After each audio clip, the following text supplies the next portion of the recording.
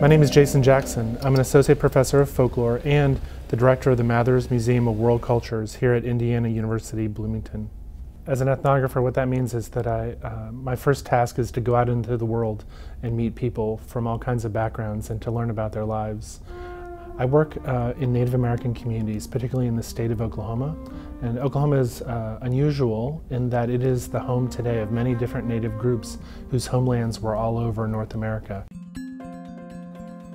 Our museum just celebrated its 50th anniversary, and as we began that 50th year last year, in 2013, I was named director of the Mathers Museum, and that was just an amazing opportunity for me. Some of the best parts of my life have been tied together with my work in museums.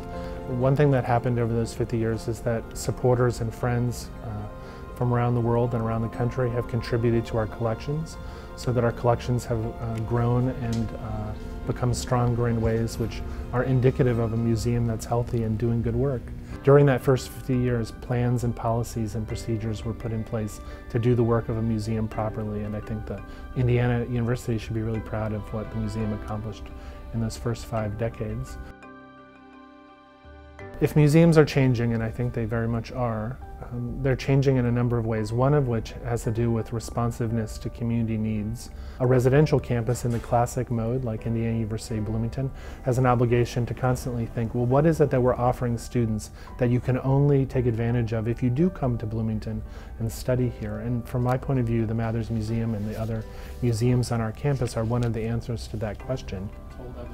Here at Indiana, we have a distinctive tradition of training students, both undergraduate and graduate. We do lots of work with students informally through internships and practicum, but we also support the work of instructors who need our collections to really effectively teach. We have a special capacity to bridge the work of scholars on campus and the needs and interests of wider communities, such that we really hope that we're a place where the research work, for instance, of the IU faculty can be brought to life in a way that's accessible to all kinds of audiences, not just scholarly ones.